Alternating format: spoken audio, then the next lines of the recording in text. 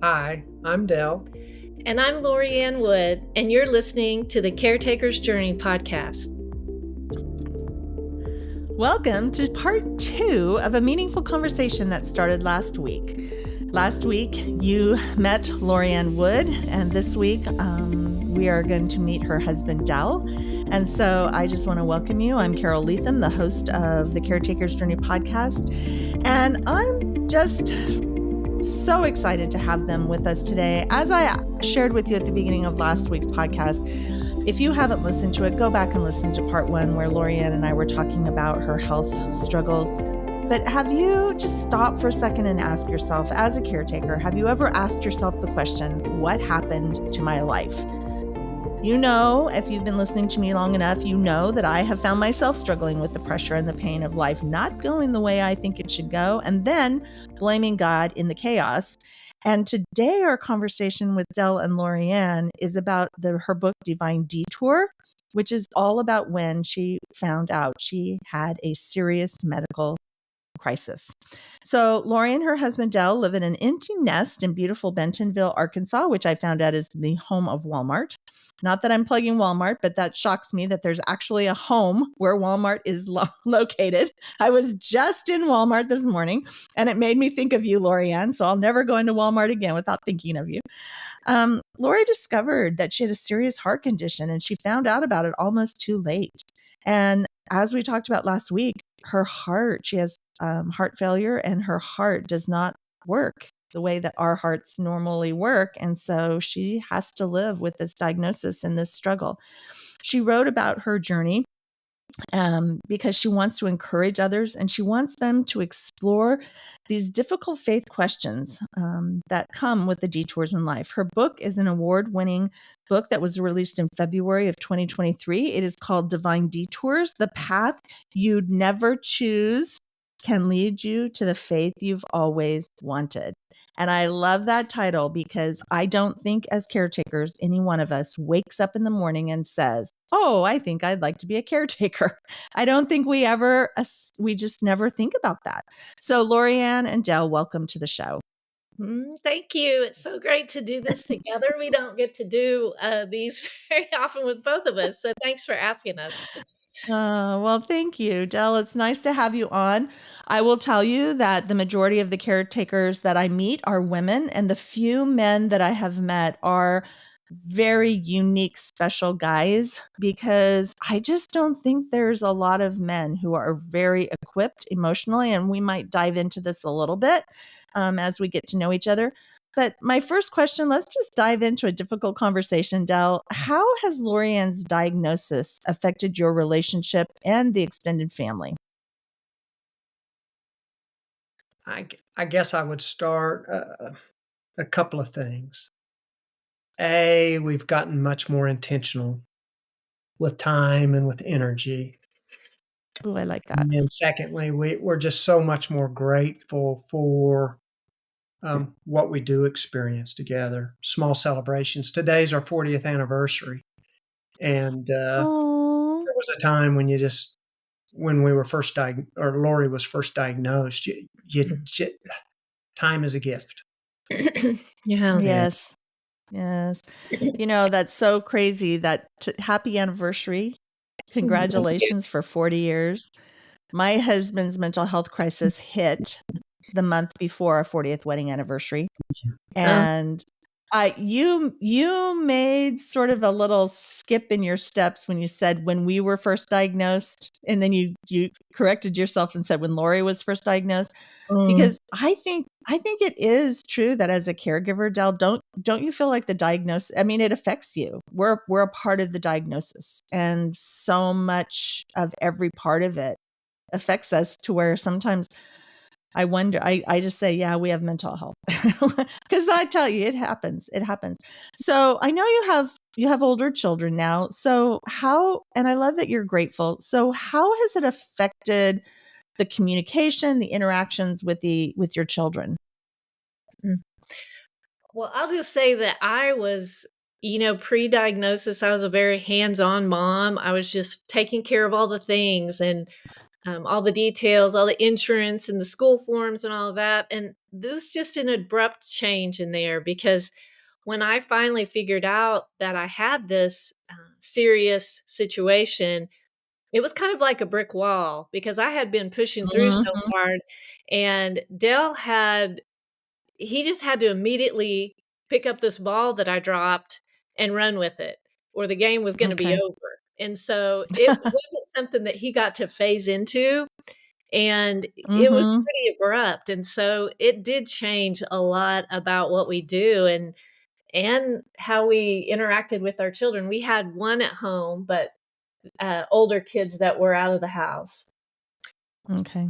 Yeah, just Okay. layering onto that, I think margin is something that we valued and we thought we were managing, but we managed it in a very peculiar way in that I'm a tax accountant and I have my busy seasons but Lori did do the yard work. She did the kids stuff and I would be home for dinner and I would only be able to coach our kids because of the extras that she was picking up.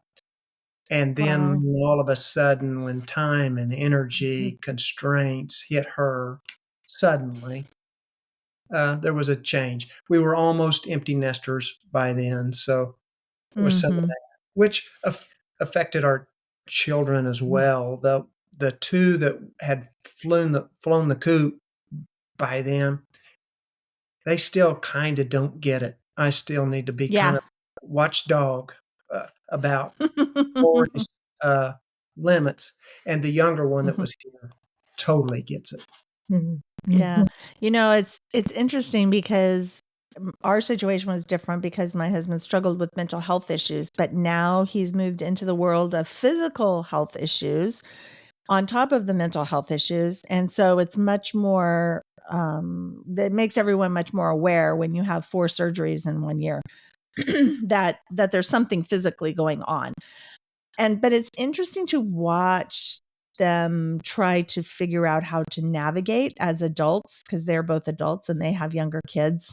It changes everyone's role. And so, as we talk about changing roles, what are some of the new roles, Dell, that you have had to take on since Lorianne's diagnosis?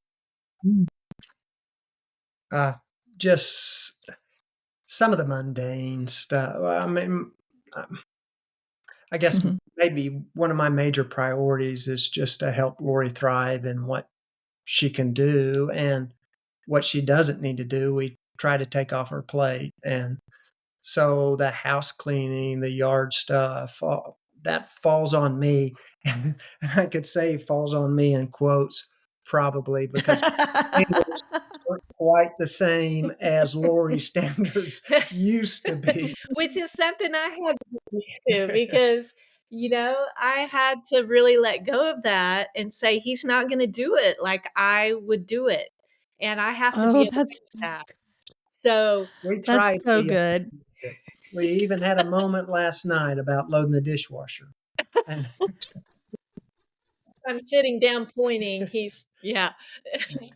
He's being nice though. He's being very humble though, because I will tell you, I talked him into buying a house on 2 very untamed acres. And I told him, Oh, this is going to be my project. That's what I love to do. I want to take care of the yard. I want to be the one that does it. And when I couldn't do it, he does not enjoy yard work at all.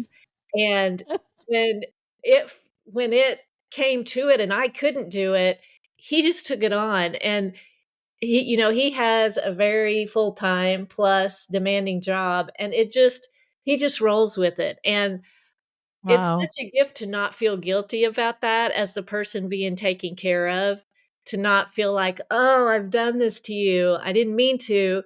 And he's never made me feel that way. Oh my gosh. So you still live on the property with the 2 acres and Dell now does all the yard work? He does. Oh, wow.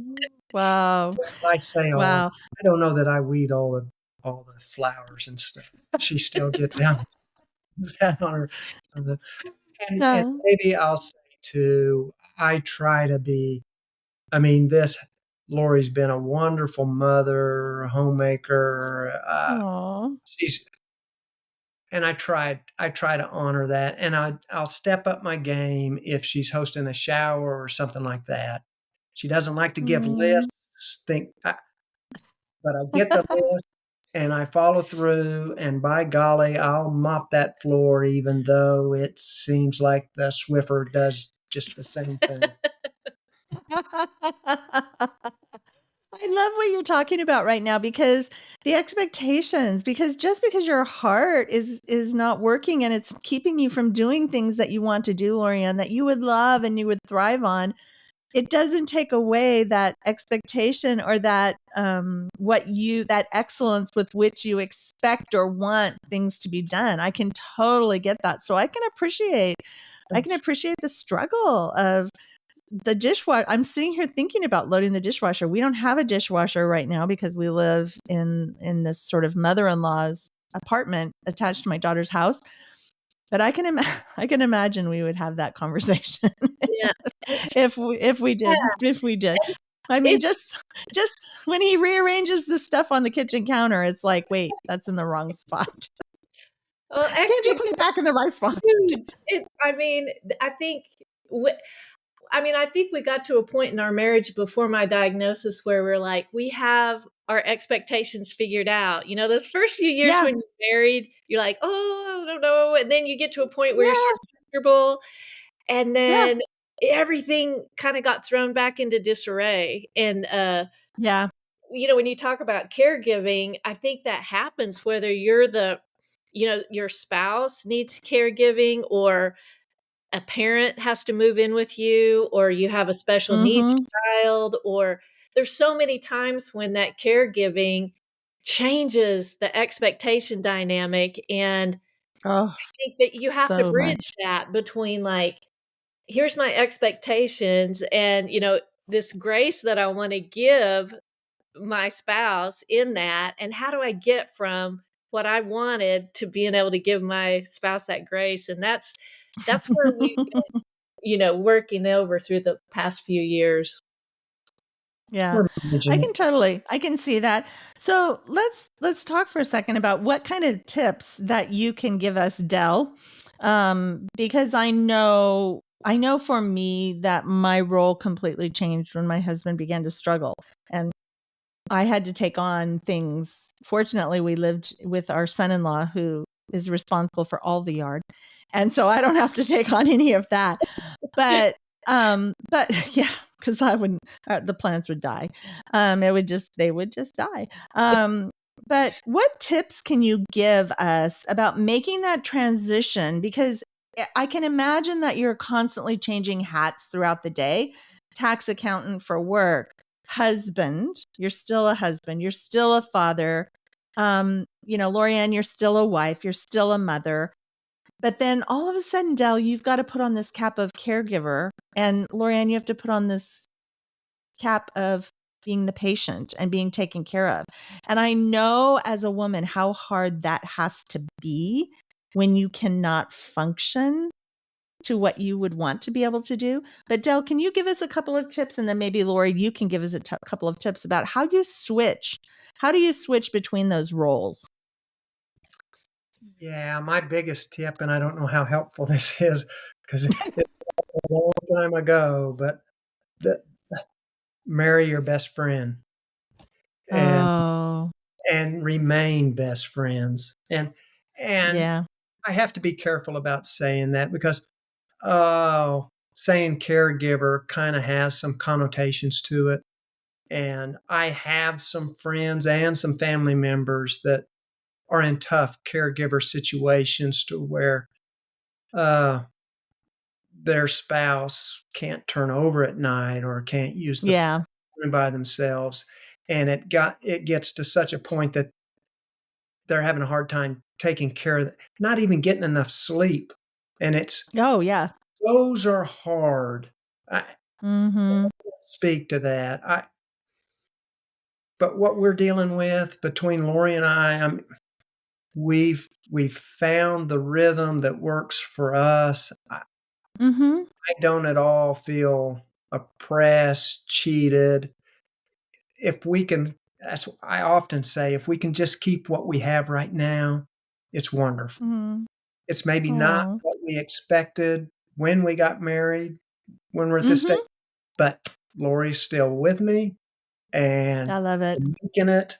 And one more thing on that too, and then I'll let Lori pile on top. But as a caregiver, one thing that I've noticed, because I've also had friends that don't experience this, it means more than I can express that Lori takes care of herself too. I'm Yes. invested in, Yes. she is too. And I have friends where what they eat, their health habits, even their meds, it's just not a priority. And honestly, Mm-hmm. that would be hard for a caretaker, I think, to be feeling like you're putting in more than you want this more than the other person. Oh yeah. And I can relate to that because when we first started through this journey, my husband was very med resistant and he would get on them, it would level him off, and then he'd turn around and get off. And it took a long time for us to get to a place where he would agree, okay, I'm not getting off of these again. Because the doctor finally said to him, you've tried 4 times. It's now worked 4 times. It's not going to start working 4 times. Hang on a second. My husband just attached his. Can you still hear me? Yeah. Okay. Sorry, guys. My husband just attached his AirPods were connecting to my computer, and I was like, no. I thought maybe I would lose you for a second.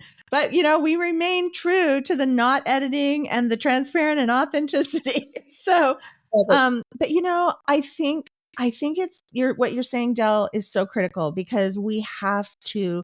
I put it on my mantle that I was going to make this work. I was going to keep him healthy. I was going to keep him when we were dealing with the suicidal ideation. I was going to keep him alive. And then one day I realized that there had to be a point where I was responsible for my self-care, and then there were things he needed to do. So, as a caregiver listening, if you're listening with your loved one that you're caring for, it's so, so important that you take care of yourself. So, Lorianne, what tip would you give us about switching between the role of wife and being cared for? Yeah. I think one of the things that was a realization to me is that at some point we both were dealing with our own version of, I don't know if you want to call it guilt or regret. Um, Mm-hmm. and they were different. They were related to the same event, but they were different. I was regretting that I ignored so many of my heart failure symptoms for so long. And I felt Mm, guilty that I stole some of his plans, not mm, only with the yard with his free time, but, just an early retirement or what he would do on mhm. the weekends has changed. Yeah. I didn't mean to reorder his life, but it happened, and so I'm dealing Mhm. with the burden of that, but he, as the caregiver, is also dealing with that on some level, he misses the way things used to be, and Yeah. he probably feels a little bit bad about missing that, and Yeah. he had to shelve some plans. We had all these plans laid out for international travel, and several times my doctor has just said, "No, we can't Mhm. do that." And so one of the things is just to give each other time to grieve that and time to come Yes. to terms with that in your own way, because they're gonna be different even though they're related to the same event. Absolutely. Absolutely. It's kind of the joy and the grief and the almost like the grieving of the loss of. I know my husband, we had all the same thing. We had all these travel plans. We loved to travel. We had done some international travel and we really enjoyed it. And we've not been able to get back to that, nor are we, I don't know. Whoops. I don't know if we'll ever get back to that. I don't know what's going on. We're having some sound issues right now. Okay, so obviously somebody out there needs to hear this because we have had so many crazy glitches. You have no idea, listeners, but we're going to just keep powering through. So, how has Lorianne's illness affected each of your journeys of faith? This is a huge question because we talked a little bit about this, Lorianne, in our one-on-one conversation. How does and people have a tendency to either lean in or walk away. So how has this affected each of your faith journeys? Well, I know for me, I had to really embrace the idea that I didn't have all the answers. I wanted to believe that I did, and that was what I needed was answers. And what I really needed was just permission to ask the questions. And so I Yeah. leaned into that. And in that way, my faith became a lot stronger. Like, I had this heirloom faith that had been handed down to me. I I had a very faithful family that raised me, and we've always been involved in the church and raised our kids in the church. But when it came time to actually use that, it felt kind of fragile to me. And so I had to kind of take this risky angle and say, I'm going to wrestle it down and really try to use it in this messy time when I didn't know how it was going to Mm-hmm. turn out. And I still don't know how it's going Right. to turn out. And Right. just the difference between the two of us, I probably 90% of the time wake up and I'm wrestling with something faith wise. I'm always drawn back to faith, but I'm always wrestling with it. Dell, on the other hand, is one of those people, he just knows that he knows that he knows. And my mother was Wow. like that. And my DNA is different. And so we've had to sort of come to terms with the fact that um, I'm a little bit different in my approach, and it doesn't make it wrong. And that's how we've just kind of navigated that. Yeah. So Dell, talk to us just for a second about this journey of faith that you've been on prior to Lori's diagnosis and since Lori's diagnosis. Yeah, as Lori indicated, it seemed I don't know. Got to be careful. I'm not used to talking to big audiences. Don't want to be misunderstood, but narcissistic is the wrong word, but it could be something like God narcissistic.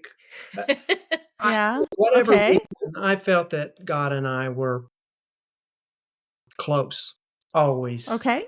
starting as a Okay. teenager on.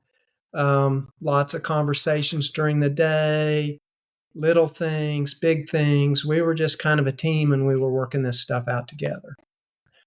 I love that. That's exactly how I have dealt with my journey. So keep going. Yeah. And it's not that I can't fret. I can. There's been some of those valleys that I have been through that clearly depression for a stage and Mm-hmm. doubt, Mm-hmm. and God was silent. And that is the worst. Mm-hmm. I haven't experienced that through the health journey. And I don't know, we can talk about some of the circumstances and stuff, but I think it was just a blessing that we could Mm-hmm. somehow be in this state of denial, even facing all of these facts. And God was just walking through that with us. Coming out That's on the other beautiful. side, yeah, everything's a blessing. Each day is a chance for more when we're not promised any of this. And the biggest things that I've come out of the other side of this is, boy, this is the clock is ticking and we can hear it. I can hear it, and I know Lori hears it louder than I do. And Yeah. it just lets you know that there's a season for this world, and then there's something else. And I believe Wow. something better.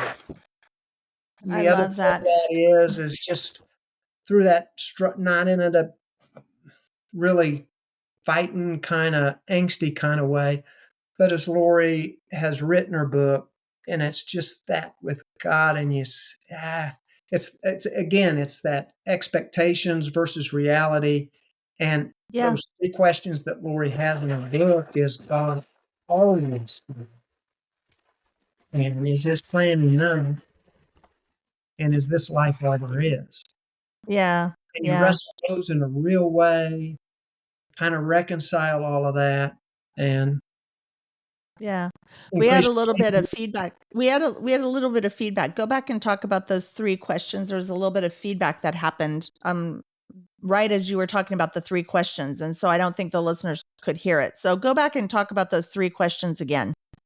the 3 questions. Lori will tell me if I'm wrong on these, and I have them in my order, maybe not her order, but is Okay. is God always good? Mm, Is his plan okay. is his plan enough versus Mhm.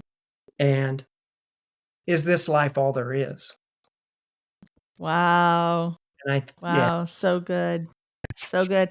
So that kind of leads me into my next question because Lori and I talked a little bit about gratitude and how important is gratitude, what the role is that it plays in our lives and what part it plays. So, what part has gratitude played, Dell, in this new role that you've taken on as caretaker for Lori?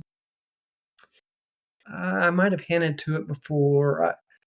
Some things of gratitude, top of mind is the gratitude that we just didn't have a meltdown when we were Hmm. foremost. There was, I don't know what you call it. There was kind of a peace, probably clinically, it was defined as denial, Hmm. but we just I felt that God was in this with us, even though Lori's heart was the biggest heart that the head of transplant at Cleveland Clinic, she had the biggest heart she had ever seen, and that Lori was her most Wow. critical patient for 18 Wow. months.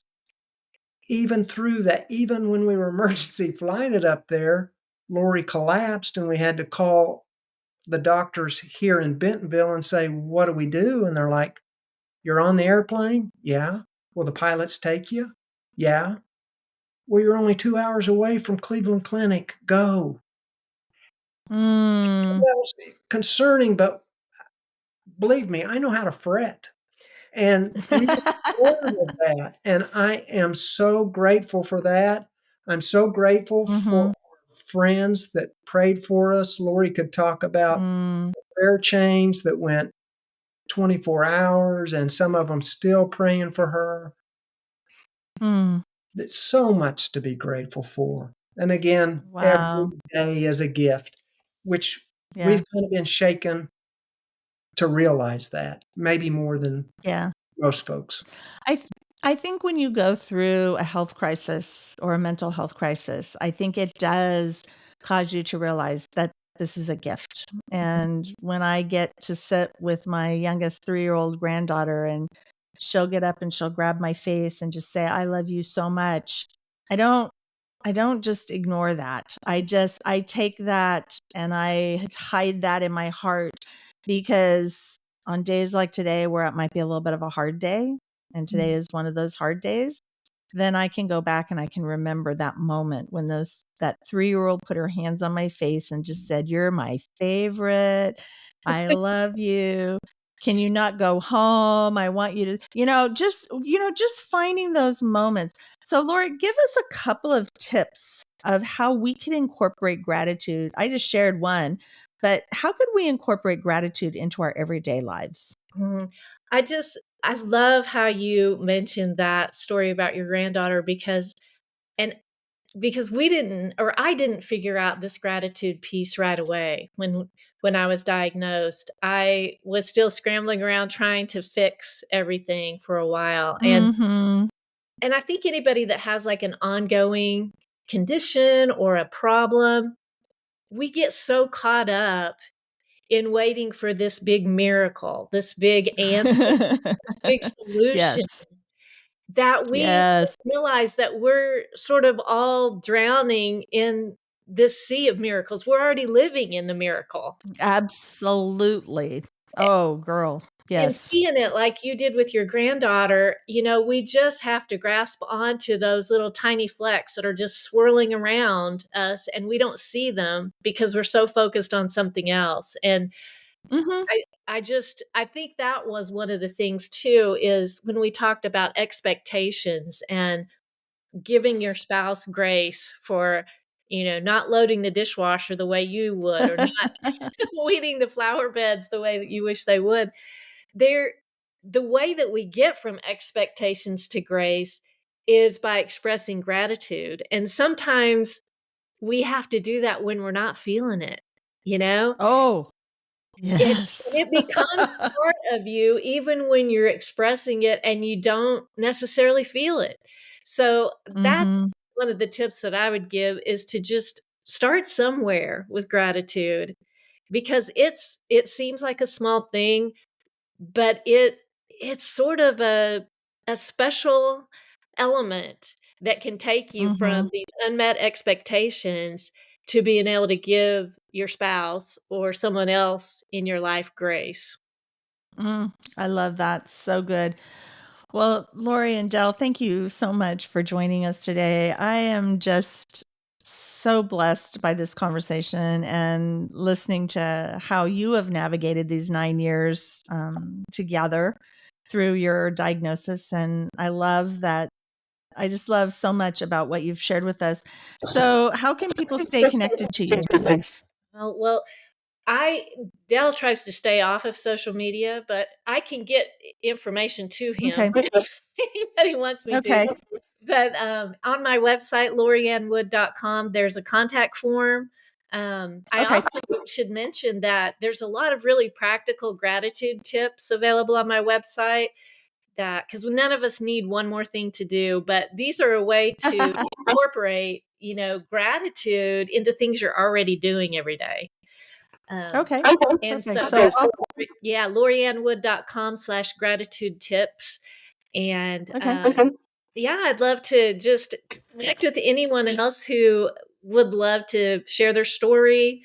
I That's what keeps me going, is those other stories of any kind of detour that people might be on. I love that. Thinking about the chaos and the craziness as detours, because I used to think of them as detours, but now I realize that it's really was God's plan.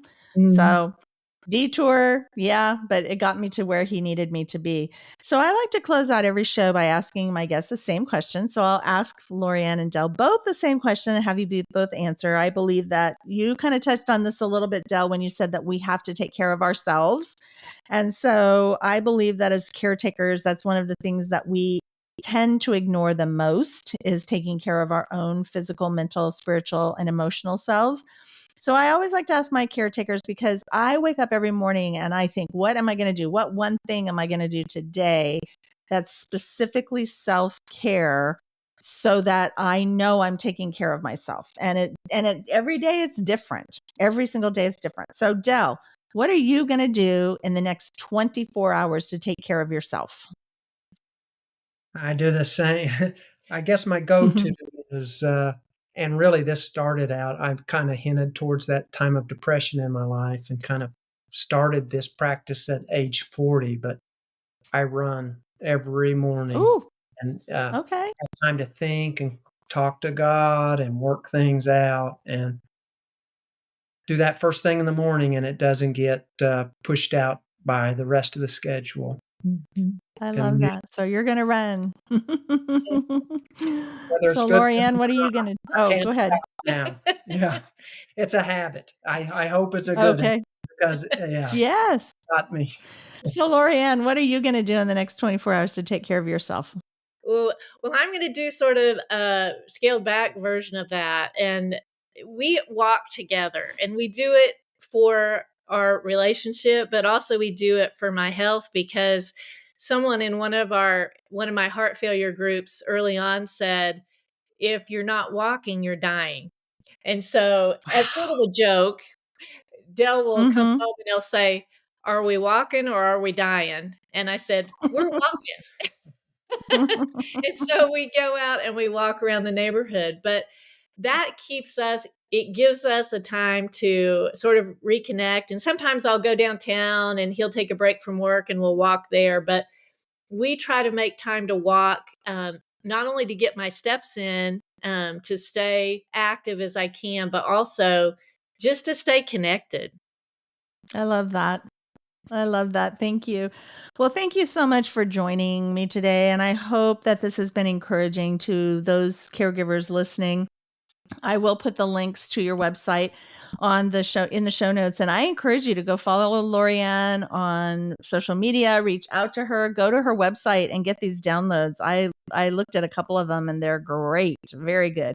I appreciate each of you listeners that tune in every week. And our journey as caregivers can be hard. And you've heard me say this before because we can get caught up in so many different emotions. And boy, we can isolate and we can feel like we're all alone. And this ministry, the Caretakers Journey, exists to let you know that not only are you not alone, but you are loved and seen by the Almighty God. And there are so many of us. In fact, there's 55 million unpaid caregivers in the United States alone.